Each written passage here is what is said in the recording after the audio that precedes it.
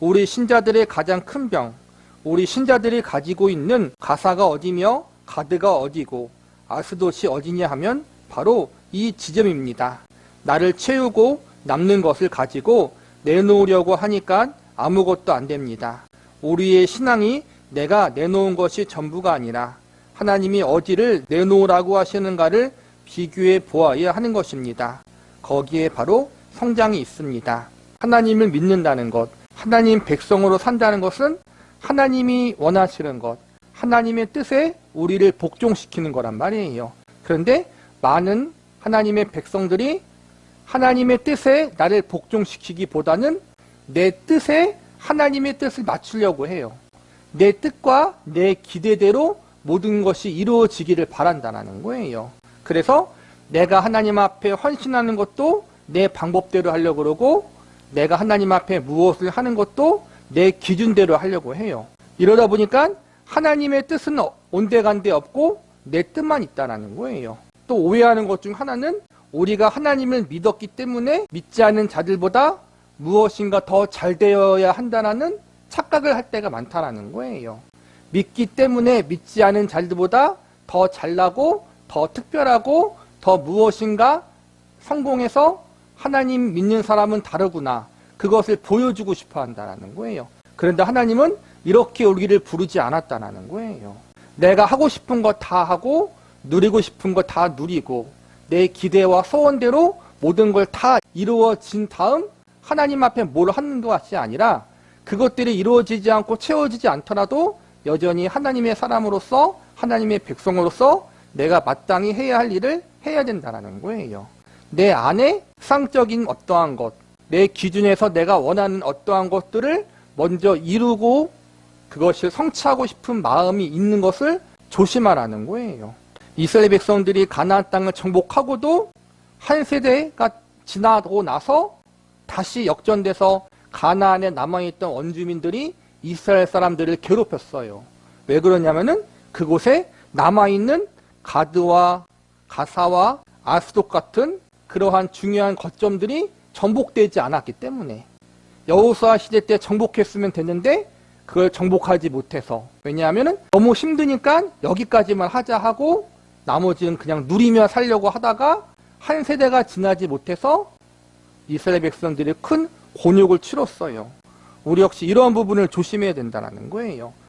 내 마음 가운데 내 삶 가운데 하나님 앞에 온전히 내어놓지 못한 그 한계가 그 몇 개가 나중에 나에게 가시로 돌아올 수 있다. 이 사실을 우리는 명심해야 돼요. 그러나 우리는 늘 이런 식의 성장이 있는 것이 아니라 한 바퀴 도는 신앙 패턴을 가지고 있습니다. 죄를 계속 지어 오다가 폭발할 지경에까지 이르면 그것을 조심조심 교회에 들고 와서 그것을 폭발시켜버립니다. 그리고는 다 씻은 다음 안심하고 돌아가서 또다시 새로운 항아리를 준비해서 다시 쌓아가다가 가득 차면 또 와서 폭발을 합니다. 이것을 폭발할 즈음에 부흥사가 와야 합니다. 때를 맞춰 기도원에도 가고 어디에도 가야 하는 것입니다. 그러나 이것은 한마디로 우스운 신앙이라고 합니다. 이런 식으로 돌아가는 신앙은 아무것도 아닙니다. 왜냐하면 하나님께서 요구하시는 인생을 살겠다고 약속해 놓고는 하나님이 무엇을 어떻게 요구하시는가와는 상관없는 내 신앙을 만들어가고 있는데 무엇이 서로 맞아 떨어지겠습니까? 모두 멸절하라. 발본 세워내야 됩니다. 내 안에 가진 신앙의 원리 중에 방법 중에 목표 중에 하나님이 요구하시는 것이 무엇이며 그 요구에 반응하는 우리의 방법은 맞는가를 매일 확인해야 합니다. 그런데 우리에게 바로 이것이 없습니다. 자신이 만들어 가지고 온 것을 갖고 혼자 제사 지내고 자신이 해놓은 일을 가지고 혼자 기뻐서 미치려고 합니다. 감사 헌금도 막 냅니다. 이것이 우리 신앙인들의 최고 약점입니다. 그런데 안에서 암은 커가고 있는 것입니다. 이스라엘 백성의 역사가 전부 이것을 증명하기 위하여 있습니다. 이스라엘 백성들이 그 안에 갖고 있는 죄의 뿌리들로 말미암아 하나님의 징계와 꾸중을 듣습니다. 선지자들을 보내어 회개하라고 지적합니다. 그러나 회개하지 않고 갖고 있음으로써 이것이 점점 커져서 수술해야 되는 부분이 남은 부분보다 많아지는 날이 옵니다. 위를 잘라내려고 해보니까 작은 창자, 큰 창자까지 퍼져서 다 도려내니까 남은 것이 어금니 하나밖에 없습니다. 그러니 수술을 하나마나가 아닙니까? 차라리 죽이는 것이 나을 것입니다. 바로 그래서 이스라엘 백성들은 던져지는 것입니다. 이스라엘의 역사는 언제나 그렇게 되어 있습니다. 고쳐라, 고쳐라. 하나님께서 계속 외과 의사를, 즉 선지자들을 보냅니다. 그러나 안 고치고 있어서 병이 머리부터 발끝까지 꽉 찹니다. 수술을 할 자리가 없어서 할 수 없이 던져버리는데 이방 민족의 시체실에다 던져버리는 것입니다. 그래서 블레셋에게, 모압에게, 암몬에게, 아수르에게, 바빌론에게 쉼없이 정복당하고 잡혀 들어가는 것입니다. 그리고 이러한 이스라엘의 역사를 사실은 우리 모두가 반복하고 있는 것입니다. 이것이 병입니다. 그래서 오늘날 우리가 마음에 결심하고 주 앞에 서야 할 일이 있다면 하나님이 싫어해서 잘라내려고 하시는 부분을 잘라내는 그 순종 하나밖에 없습니다. 거기로 돌아와야 합니다. 하나님께서 구약의 이스라엘 백성들에게 선지자를 보내어서 그들의 잘못된 것을 지적하시고 회개를 요청했지만 그들은 고치지 않았어요. 고친다고 해도 하나님이 원하시는 부분을 고치기보다는 내가 원하는 부분만 고치고 말짱 도루묵이 되어버린 거예요. 그래서 하나님께서 많은 민족들에게 창피와 부끄러움을 당하도록 해서 주변 나라에게 정복도 당하고 나라가 망하게도 하고 그런 고난을 주심으로 그들의 잘못이 얼마나 큰 건지 알려줬어요. 우리도 마찬가지예요. 하나님이 우리에게 고치라고 하는 것, 돌이키라고 하는 것, 회개하라고 하는 것, 하나님 앞에 내려놓으라고 하는 것이 있는데 우리는 하나님이 원하시는 것보다 내가 원하고 내가 기대하고 내가 바라는 것만 하나님 앞에 내려놓고 여기까지만 하겠습니다라고 스스로 기준을 정한다라는 거예요. 하나님의 말씀과 뜻에 순종하기보다는 하나님과 거래를 하려고 하는 거예요. 여기까지 할 테니까 하나님 여기까지는 봐주시고 이렇게 할 테니까 여기까지는 열어주세요. 이러고 앉아있다라는 거예요. 즉 하나님의 진짜 원하는 것보다는 내가 원하는 것만 바뀌기를 바란다. 그리고 그렇게 하나님 앞에 거래를 했으니까 나머지는 하나님이 내 뜻대로 해주기를 원한다. 하나님이 내 주인이고 우리는 종이고 청지기인데 그것이 바뀔 때가 너무나 많이 있다는 거예요. 그렇게 순종하지 못하고 하나님이 원하시는 대로 살지 못하다가 결국엔 암세포가 자라나듯이 잘라내는 부분을 잘라내지 못하기 때문에 결국에는 크게 혼나고 크게 징계를 당하는 것이 구약의 이스라엘 백성들의 역사였고 우리의 역사고 우리의 인생일 때가 너무나 많다라는 거예요. 내가 바라는 것대로 되는 것이 아니라 하나님의 뜻대로 되어야 하고 그 뜻에 우리가 순종해야 한다. 이 사실을 우리는 잊지 말아야 된다는 거예요. 그게 희생이고 그게 헌신이에요. 내가 하고 싶은 대로 작정하고 내가 원하는 대로 헌금하고 나서 이것이 헌신이다라고 하는 것이 아니라 하나님이 원하시고 하나님이 바라시는 대로 헌신하고 희생해야 그것이 바른 헌신이고 희생이 된다는 사실. 우리는 그것을 잊지 말아야 돼요.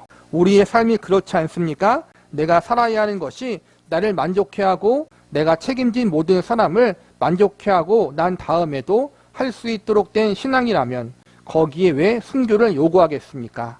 또 죽도록 충성하라고 요구했겠습니까? 오죽 어려운 일이고 감당할 수 없는 일이기에 예수님께서 너희가 환난을 당할 것이다. 그러나 나를 기억하고 참아라라고 하셨겠습니까? 오죽하면 처자를 미워하라고 하셨겠습니까? 너희 몸은 죽여도 영혼은 죽일 수 없는 자를 두려워하지 말라고 하셨겠습니까? 그런데 우리는 바로 이 부분까지 와 있지 않습니다. 그렇다고 모든 책임을 집어던지고 갑자기 주의 일만 하자는 뜻은 아닙니다. 우리가 얼마나 많은 부분을 사실상 나와 세상을 위하여 할애하고 살고 있는가 하는 성서의 지적들을 아프게 받자는 이야기입니다. 돌이키십시오. 우리 모두 우리의 자식들을 삼수쯤 시키지 않겠습니까? 대학을 안 보내면 어떻습니까? 그 인류 대학병 때문에 문제가 생깁니다. 믿는 자들 중에도 똑똑한 자가 있어야 하는 것이 사실이지만 그러나 똑똑해야만 된다는 각오 속에서 자녀를 똑똑하게 만들지는 맙시다. 제가 가장 불가사의하게 느끼는 것 중 하나가 이 교회 담임 목사를 볼 때마다 참으로 불가사의하게 생각합니다. 도무지 쓸만한 재주를 가지신 것이 없으신 분인데도 하나님 앞에 참으로 큰 일을 하고 있는 분입니다. 우리가 기억해야 되는 하나님이 보여주시는 증거가 아닙니까? 그런데 왜 안 하십니까? 이 부분이야말로 신앙으로 항복하고 좇아야 할 부분이 아닙니까? 하나님이 요구하시는 그 일을 칭찬받는 일이라면 그것으로 감수해야 되지만 어렵게 요구되는 일이라도 어려운 것으로 또 순종해야 됩니다. 왜 우리는 이렇게 늘어놓습니까? 칭찬받으면서 하겠습니다. 잘나고 난 다음에 하겠습니다. 얼마나 우리의 요구를 제시하고 있는지 모르겠습니다. 그래서 남겨놓은 것들입니다. 세상의 권력, 세상의 물질, 세상의 힘들, 세상에 힘쓰는 것들을 내 앞에 남겨놓은 것 때문에 우리는 진지하지 못합니다. 그것이 결국 우리 앞을 막아서고 우리를 항복시키고 드릴 나의 유혹을 하게 하는 것입니다. 내 힘이 어디 있느냐? 우리를 향하여 감히 물어오는 것입니다. 삼손이 그의 힘의 근거가 되었던 하나님의 종으로 갖고 있었던 최후의 근거를 다 내바치고서 그가 무참히 끌려가 눈을 뽑히고 어떤 모습으로 최후를 마쳤는가를 우리 모두가 두렵게 기억해야 할 것입니다. 그럴 바에는 아예 처음부터 블레셋 사람이 되십시오. 그들은 삼손을 데리고 놀다가 죽지 않았습니까? 삼손은 놀림을 당하다가 죽고, 그러니 기왕이면 즐기다 죽지 놀림받다 죽을 것이 뭐 있겠습니까? 그러나 하나님의 사람이 되기로 결심했다면 그 안에 들어온 우리의 약속들은 무엇이며 요구하는 것이 무엇인가에 대하여 지독하리만치 순종하는 수밖에 다른 도리가 없습니다. 우리 모두가 그렇게 살아야 되는 사람들입니다. 우리가 그렇게 살지 않는 이유는 단 한 가지, 그렇게 요구하는 교회가 많지 않기 때문입니다. 이 교회는 매일 구박만 하니 다른 편한 곳으로 가자. 그러고 교회를 떠납니다.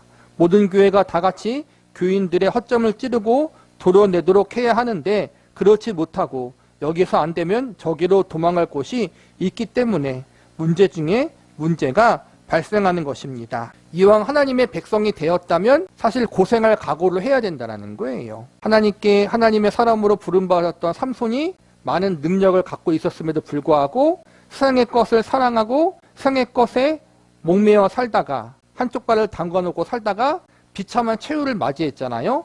눈이 뽑히고 블레셋 사람들에게 조롱당하는 인생을 살다가 죽었잖아요. 하나님께 부름받았는데 얼마나 억울해요. 우리 역시도 이왕 하나님께 부름받은 거 세상과 구별되게 살고 하나님의 뜻에 순종하는 삶을 살아야지, 세상에 양다리 걸치고 살면 언젠가는 삼손처럼 그렇게 우리가 조롱당할 수 있다는 거예요.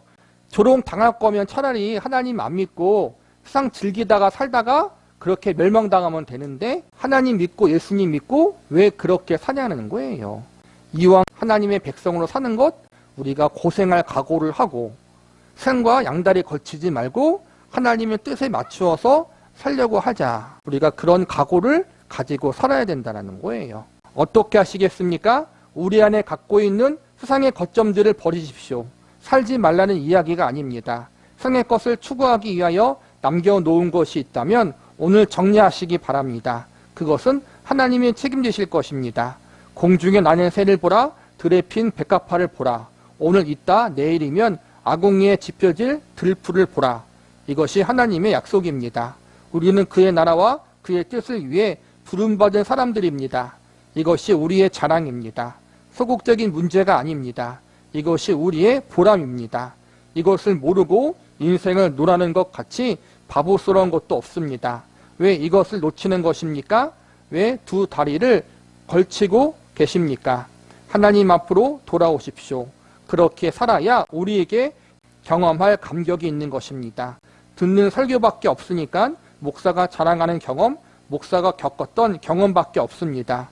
이제 우리가 겪었던 경험, 우리가 감격한 경험, 우리가 만난 하나님의 역사하심이 있기 위하여 오늘 우리들의 마음을 청소해야 합니다. 그래서 하나님의 사람이 되기로 굳게 결심해야 합니다. 이제야말로 그것이 요청되는 시기입니다. 그리고 우리야말로 그 일을 위하여 부름받은 사람들입니다. 받은 축복을 놓치지 말고 순종하고 충성하여 이 일에 비교할 수 없는 감격을 우리 모두의 입술로 간증하게 되기를 바랍니다. 그러니까 하나님은 우리의 하나님이잖아요. 그렇죠?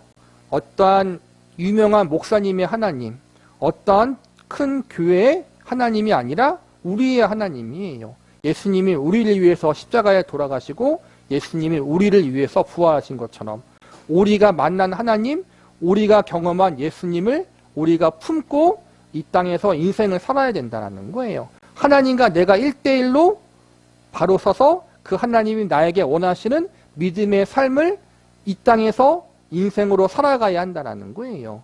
다른 사람 눈치 보거나 다른 사람과 나를 비교할 필요 없이 하나님과 나 사이에서의 믿음의 충성, 인격적인 만남을 통해서 내가 인생을 믿음으로 살아야 한다. 우리가 그렇게 하나님 앞에서 인생을 살아갈 수 있는, 그것이 비록 우리가 생각하는 것만큼 화려하거나 멋지지 않을 수 있지만 그것이 하나님이 원하시는 것이라면 마땅히 충성하고 헌신함으로 우리가 인생을 믿음으로 살아낼 수 있기를 바랍니다.